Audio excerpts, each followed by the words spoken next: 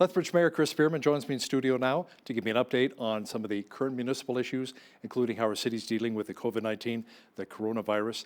Mayor, recently the City of Lethbridge declared a state of public emergency. What specifically triggered that decision? It was a recommendation from the Director of Emergency Services, who also happens to be our fire chief. But basically, we're running into issues that we may have to have extraordinary powers to deal with. So how do we manage situations with homeless people? How can we get them separated and give them more space when they're confined in a shelter? So we might have to obtain additional spaces, and we may need special powers to do that. So while we have this local state of emergency, the Director of Emergency Services can then acquire whatever resources he needs, which might be spaces, it might be people, it might be equipment, but things that we might not otherwise be able to access that might be owned by a private third party. We would say, well, for the good of the community, we have to have this resource now to deal with the issue. So how does this really affect the average taxpayer? It shouldn't really, but we have to pass. I mean, City Hall's closed, right? Right now, I mean, you can still pay your bills, whatever, do so online. Yeah, I mean, and that's a separate service, thing, right? Okay. We're doing that progressively. So we wanted to separate the declaration of a local emergency from closing City Hall. That was caused by people continuing to come into City Hall at normal levels. So we had to say, no, you have to do your services online. We can't keep putting our employees at risk. So we don't know when people are coming into the building, whether they've recently come in from out of the country, recently got off an airplane. We don't know if they're observing they're obviously not observing a 14-day self-isolation. That's right. So that's the challenge we have. We can't monitor that situation. Therefore, we basically have to close the City Hall to the public. And I've noticed that my gym also closed down, the Cor Van Ray YMCA. That's killing me. Right. Unfortunately, we've had to close down all the city facilities, the library, the Galt Museum, recreational facilities, all closed because simply we can't monitor. And it's in the interests of good public health. And a lot of classes have been canceled as well. Parents are learning how to teach their kids at home. A lot of homeschooling going on right now.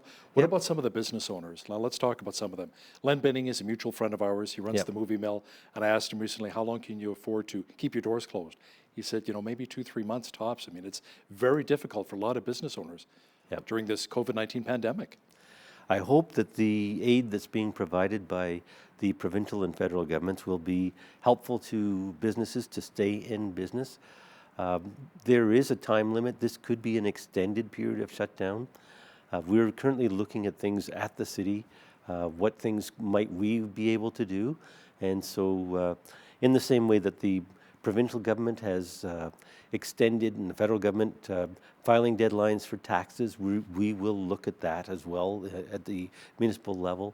We'll see if we can do the same thing the province is doing by forcing utility companies to basically provide extended payment periods and things like that. So what we want to do is lighten the load on businesses and on individuals. Is there a plan in place as well, Mayor, for maybe a larger number of essential service city employees to maybe self-isolate if they start coming down with COVID-19? Like, how would you do that, shutting down so much of the city? Well, we are yourself, for instance. Yeah, right? we're monitoring those things. Well, in my case, there's a deputy mayor, and there is basically a hierarchy how it goes. So unless we all come down with it, and we're going to be taking precautions. You'll see those rolling out. We'll have city council meetings with virtually no audience. People might be waiting in the hallway, or they might be observing it on cameras, those type of things. Our city council meetings have to be in public because we're always making decisions about spending money or taxpayers' money. So it's... So those will continue for the short term? They are continuing for the short term. We'll continue to monitor that. And, if the situation becomes very, very severe, of course, we would be probably canceling city council meetings. Now, how about with the local fire department as well? How is this really impacting the way they deliver service here in the community? Police and emergency services, ambulance, fire, so far there are some higher rates of absenteeism, but we're able to maintain the service.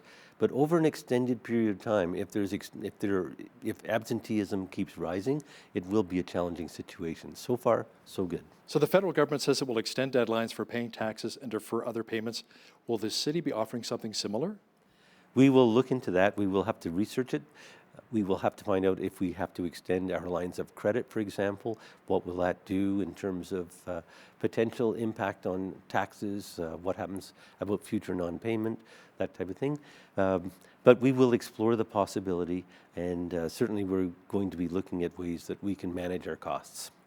How do you think we can really help support local businesses once this pandemic is all said and done? Well, I think it's important that businesses get back on their feet as soon as possible. We'll be working with the experts, with Economic Development Lethbridge and task force that they're developing.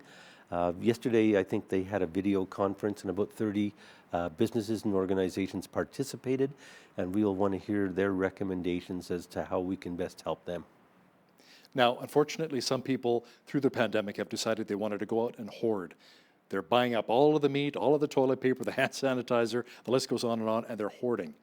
So what message do you want to give to a lot of people in Lethbridge saying, don't worry about it, there's a good supply, I know the demand's high, but we're not going to run out? Or would we run out? Well, what I'm hearing is we wouldn't run out. The grocery chains are saying that we would always have a continuous supply. There's nothing to be concerned about.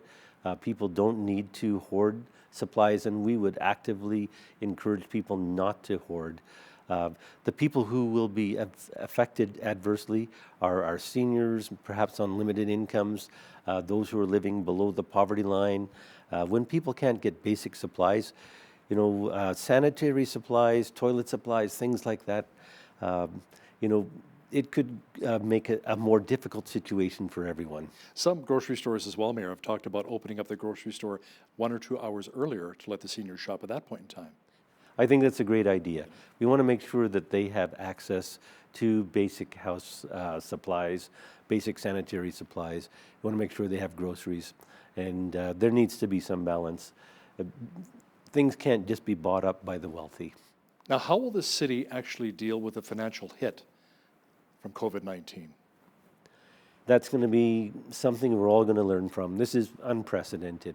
So we'll have to find out what the impact is. We'll try to minimize the financial impact on everyone. There will be a very careful review of every step that we take to make sure that there aren't subsequent after effects which add additional costs.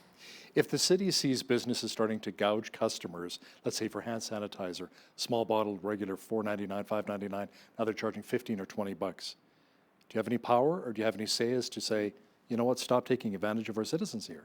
Yeah, we don't, but I believe Alberta Health Services does, and they can monitor that situation and intervene.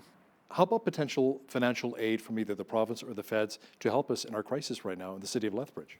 Well, we've had some conversations with the provincial government. I have another one tomorrow with the Minister of Municipal Affairs.